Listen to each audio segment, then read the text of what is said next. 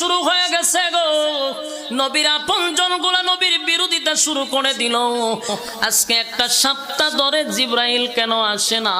সকালে আসে, বিকালে আসে, সন্ধ্যায় আসে। আজকে একটা সপ্তাহ ধরে কেন রে জিবরাইল আসে না? নবী চিন্তায় পড়ে গেল। তাকায় দেখ, মক্কার অলিতে গলিতে আমার বিরোধিতা শুরু হয়ে গেছে। কত গাল মন্দ করছে রে।